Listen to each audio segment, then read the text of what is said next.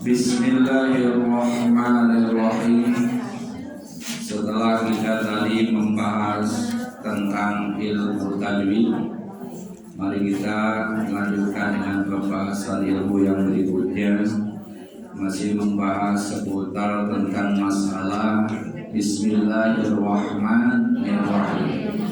Pada pertemuan yang telah lalu kita membahas tentang hukum-hukum baca bismillah. Untuk pada kesempatan ini kita akan membahas tentang rahasia di balik makna Bismillahirrahmanirrahim. Ada makna yang terkandung di dalam bismillah yang jarang orang mengetahuinya. Mari kita sama-sama bahas tentang masalah makna yang terkandung di dalam Bismillahirrahmanirrahim. Bismillahirrahmanirrahim artinya kita sudah hafal semua dengan nama Allah yang Maha Pengasih lagi Maha Penyayang. Itu makna secara umum. Tapi juga ada makna-makna yang terkandung di dalam Bismillahirrahmanirrahim. Yang pertama, tabarukan bismillahi, ya, mengambil berkah dengan nama Allah Subhanahu wa ta'ala. Kita mau makan baca bismillah, insyaallah makanannya dari berkah. Kita mau minum baca bismillah, insyaallah minumannya jadi berkah. Kita mau berangkat ke pengajian baca bismillah, insyaallah mendapat ilmu yang bermanfaat karena keberkahan tadi. Nah, jadi setiap kita membaca Bismillahirrahmanirrahim, di situ ada keberkahan. Ya. Ada pertanyaan, kenapa dengan pakai nama Allah tidak langsung saja dengan Allah? Ya, bukan pakai namanya lagi, tapi langsung dengan Allah Subhanahu wa ta'ala. Para ulama menjawab pertanyaan itu untuk membedakan antara berkah dan juga sumpah. Karena kalau dengan nama Allah berarti billah, ismunya hilang, tidak bismillah tapi langsung billah. Nah, billah itu ada dua namanya, ada dua artinya. Billah demi Allah, bisa dinamakan, diartikan demi Allah. Billah bisa dengan Allah. Maka supaya tidak tertukar dengan arti sumpah itu, maka ditambahin nama ismullah. Ya. Jadi bismillah dengan nama Allah. Ya, kalau dengan nama Allah tidak tertukar dengan nama sumpah. Sumpah itu seperti wallahi, billahi, Allahi. Demi Allah, billahi demi Allah, bukan dengan Allah lagi. Ya, maka itu bismillah dengan nama Allah. Nah, jawaban yang kedua, dengan nama Allah saja namanya sudah menghasilkan berkah. Ya, apalagi dengan Allah. Nah, kalau langsung dengan Allah mengandung arti adalah berarti kalau dengan nama Allah tidak ada berkah. Berarti kalau dengan nama Allah langsung tidak ada berkah. Berarti dengan namanya saja tidak ada berkah. Bahkan situ dinamakan, ditambahin ismu. Jadi bismillah dengan nama Allah. Dengan namanya saja sudah berkah, apalagi dengan Allah. Ya, gitu ya. Nah, itu jawaban para ulama. Yang satu, makna yang terkandung di dalam bismillah adalah mengandung keberkahan. Ya, kita mengambil dengan nama Allah. Jadi sebelum kita berbuat sesuatu, awali dengan baca bismillah. Insyaallah apapun yang dikerjakannya mendapat berkah dari Allah Subhanahu wa ta'ala, tambah keberkahan. Kemudian makna yang kedua adalah ta'zimun lillah. Dengan membaca Bismillahirrahmanirrahim, sesuatu yang mempunyai kebaikan, maka itu adalah ta'zimun lillah, mengagungkan Allah Subhanahu wa ta'ala. Jadi ketika kita baca bismillah, itu di dalamnya mengandung sama dengan kita mengagungkan Allah Subhanahu wa ta'ala. Siapa lagi mengagungkan? Yang mengagungkan kecuali hamba-hamba Allah Subhanahu wa ta'ala. Jadi sama kita dengan mengagungkan Allah Subhanahu wa ta'ala, membesarkan nama Allah. Kalau kita membaca bismillah, di samping itu terdapat berkah, juga kita mengagungkan Allah Subhanahu wa ta'ala. Kalau Allah sudah diagungkan oleh hamba-hambanya, insya Allah kita juga bakal diagungkan oleh Allah Subhanahu wa ta'ala. Yang ketiga, mukhalifatul musyrikin. Ya, mukhalifatul musyrikin. Kita berbeda dengan orang-orang musyrik. Ya, supaya beda dengan orang musyrik. Di zaman dulu, zaman jahiliyah, ya, ketika orang menyembah Lata, Uzza, berhala dan lain sebagainya, kalau dia mau memulai pekerjaan sesuatu yang baik, dia juga sama mengucapkan demi Lata dan Uzza, demi berhala, saya mengerjakan ini. Nah, supaya berbeda antara kita orang muslim dengan orang musyrik itu, maka di situ baca bismillah dengan nama Allah, bukan lagi dengan nama selain Allah Subhanahu wa ta'ala. Jadi makna yang ketiga yang terkandung dalam bismillah itu adalah mukhalifatul musyrikin, supaya beda dengan orang-orang musyrik. Kita mau orang Islam, orang mukmin, orang beriman, ya, hanya kepada Allah Subhanahu wa ta'ala, tidak dengan siapa-siapa, hanya kepada Allah. Insya Allah yang selalu baca bismillah ini dijauhkan dari musyrik, mensekutukan Allah Subhanahu wa ta'ala, menduakan Allah Subhanahu wa ta'ala. Yang keempat, al-intitamu ilallah, kita hanya berharap, kita hanya berpegang kepada Allah Subhanahu wa ta'ala. Makna yang keempat adalah al-intita'u lillah ilallah. Al-intita'u ilallah, hanya berharap kepada Allah Subhanahu wa ta'ala. Ketika kita membaca Al-Quran, diawali dengan Bismillahirrahmanirrahim, ya, di dalam hati kita berharap, ya, kita mendapatkan rahmat dari Allah Subhanahu wa ta'ala. Kita hanya berpegang kepada Allah Subhanahu wa ta'ala. Itu adalah makna yang terkandung di dalam Bismillahirrahmanirrahim. Ada harapan terhadap Allah Subhanahu wa ta'ala. Misalkan kalau kita mau kerja, diawali dengan baca Bismillahirrahmanirrahim, insya Allah pekerjaannya dilancarkan oleh Allah Subhanahu wa ta'ala, di perjalanannya diselamatkan oleh Allah Subhanahu wa ta'ala. Di situ kita ada harapan terhadap Allah Subhanahu wa ta'ala, semoga Dia melindungi kita semua. Ketika kita membaca Bismillahirrahmanirrahim, yang keempat itu kita berharap dan berpegang kepada Allah Subhanahu wa ta'ala. Kemudian yang kelima, makna daripada Bismillahirrahmanirrahim al-iqrar bil uluhiyah. Pengakuan, ada pengakuan kita terhadap Allah Subhanahu wa ta'ala bahwa Allah itulah Tuhan kita. Ya. Bahwa Allah lah adalah yang mengurusi kita, yang menciptakan kita. Itu adalah Tuhan kita. La ilaha illallah. Dan di situ ada al-iqrar bil uluhiyah, pengakuan kita terhadap Allah sebagai Tuhan. ya, sebagai Allah yang Maha Pencipta. Orang jarang baca Bismillahirrahmanirrahim, ya, berarti dia sering lalai, lupa kepada Allah Subhanahu wa Ta'ala. Nah, itu makna yang kelima.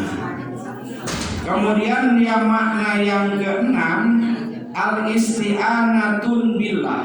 Nah, al-isti'anatu billah, minta pertolongan terhadap Allah Subhanahu wa Ta'ala. Artinya aku memulai pekerjaan, mohon pertolongan kepada Allah. Aku mulai membaca, mohon dilancarkan oleh Allah Subhanahu wa Ta'ala. Aku mau sholat, mohon dikhusyukkan hatinya, ingat kepada Allah Subhanahu wa Ta'ala. Aku bisa berdiri, bisa atahiyat, bisa ruku, bisa sujud. Nah, itu pertolongan siapa? Allah Subhanahu wa Ta'ala. Termasuk kita mau sholat, ya, mau melakukan kebaikan ibadah apapun, setelah kita selesai melaksanakan suatu ibadah, ingat ini adalah pertolongan dari Allah Subhanahu wa Ta'ala. Kita bisa berangkat ke pengajian, pertolongan siapa? Allah Subhanahu wa Ta'ala. Kita bisa bersedekah, pertolongan siapa? Allah Subhanahu wa Ta'ala. Karena kalau kata Allah, kalau tidak dirasakan oleh Allah, ya, tidak bisa terlaksana. Ya, jadi kita bisa sholat, kita bisa puasa, kita bisa zakat, bisa haji, itu pertolongan Allah Subhanahu wa Ta'ala. Nah, di dalamnya itu ketika kita membaca Bismillah dengan harapan ada pertolongan dari Allah Subhanahu wa Ta'ala. Itu mana yang keenam, ada pertolongan dari Allah. Kita berharap pertolongan dari Allah Subhanahu wa Ta'ala, biar segala sesuatunya dimudahkan oleh Allah Subhanahu wa Ta'ala, termasuk maksud dan tujuan kita dikabul oleh Allah Subhanahu wa Ta'ala. Kemudian makna yang ketujuh, tardun lisyaiton, gunanya pula menolak syaitan. Ya, Bismillah itu gunanya menolak syaitan. Kita makan, kita mengucap Bismillahirrahmanirrahim, syaitan menjauh. Kita mau minum, baca Bismillahirrahmanirrahim, syaitan kabur. Kita mau berpakaian, baca Bismillah, setan kabur. Nah, dikaitkan dalam kitab, nah dalam beberapa kitab ada yang namanya iblis. Ya, iblis ini adalah bosnya setan. Ya, iblis ini adalah bosnya setan. Nah, iblis mengutus setan si A dan setan si B, diutus oleh iblis. Nah, si setan A ditugaskan oleh iblis untuk menggoda si Fulan bin Fulan supaya tersesat, ya, supaya tersesat. Kemudian juga dia mengutus si setan B untuk menggoda yang lainnya supaya lupa terhadap Allah Subhanahu wa Ta'ala. Nah, karena si setan mendapat tugas mulia dari iblis, ya menurut dia mulia, ya. Nah, dari iblis akhirnya dia berangkat, ya, berangkat menuju seseorang yang ditunjuk oleh iblis tadi. Nah, akhirnya hari demi hari, bulan demi bulan, tahun demi tahun, baru dia pulang berdua itu, ya, si setan yang diutus oleh iblis. Nah, si setan yang satu itu ternyata dia badannya kurus, ya, kurus, pakaiannya juga compang-camping, ya, tidak terurus. Nah, sementara setan yang B tadi adalah badannya gemuk, pakaiannya rapi, nah, necis, gagah, ya. Maka iblis bertanya, "Lah, kamu kenapa datang ke sini dengan rupa yang berbeda? Sementara dulu ketika berangkat sama, ya, sama. Ketika datang ternyata yang berbeda, ya, ada perubahan." Setelah ditanya setan yang A, setan, kenapa kamu bisa kurus? ya Tuhan iblis, nah kata setan, saya ditugaskan untuk menggoda si Anu. Ya, ternyata yang saya goda itu orangnya kalau mau makan baca bismillah, kalau mau minum baca bismillah, kalau mau berpakaian baca bismillah, kalau mau keluar dari rumah baca bismillah, mau ke pengajian baca bismillah. Jadi saya tidak ada kesempatan untuk menggoda dia. Tidak ada kesempatan. Dengan bismillah itu dia tidak bisa mendapat. Akhirnya saya seperti ini. Ya, kata iblis yang tulus tadi, ya, yang topang kambing. Nah, kemudian iblis bertanya lagi kepada setan yang gemuk gagah, pakaiannya rapi. Nah, kalau kamu bagaimana? Ya, saya diutus kepada orang tersebut yang kalau mau makan tidak pernah baca bismillah, kalau mau berpakaian tidak bismillah, kalau mau keluar dari rumah tidak bismillah. Akhirnya ketika dia makan, saya ikut makan. Ketika dia minum, saya ikut minum. Ketika dia berpakaian, saya ikut berpakaian. Jadi akhirnya saya gagah gemuk seperti ini. Ya, kata iblis. Nah, ya memang keberkahan itu kalau kita tidak berkah, apa sih keberkahan itu? Keberkahan itu walaupun kita makannya sedikit, ya, tapi berkah. Itu menambah tenaga untuk taat kepada Allah Subhanahu wa Ta'ala. Walaupun makannya sedikit tapi baca bismillah, insya Allah kepengajiannya rajin, insya Allah sholatnya rajin, insya Allah bangun malamnya rajin. Nah, kenapa? Karena ada keberkahan dari makanan dan minuman. Tapi sebaliknya kalau tidak berkah, ya, bukan berarti mengurangi kenyangnya, ya, bukan berarti mengurangi kenyangnya. Tapi kalau tidak berkah, perutnya kenyang, malas untuk sholat, malas untuk beribadah kepada Allah Subhanahu wa Ta'ala, malas untuk taat kepada Allah Subhanahu wa Ta'ala. Ada saja alasannya, ya, ada saja alasannya. Itu menandakan makanan dan minuman kita tidak berkah. Maka awali dengan bismillahirrahmanirrahim sebagai oleh-oleh dari pengajian. Ya, amin ya Allah ya Rabbal alamin. Ya, insya Allah ya, paling tidak terus dibiasakan terus. Nanti kalau sudah biasa mah, para hadirin kaum muslimin rahimahullah, Ibnu Mas'ud berkata, man arada ayatiyallahu minaz zabaniyah tis'ata asyara falyaqul bismillahirrahmanirrahim li'annahu hurufa tis'ata asyara.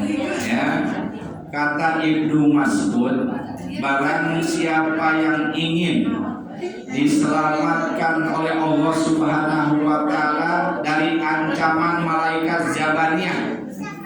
Dari ancaman malaikat Zabaniyah. Apa itu malaikat Zabaniyah?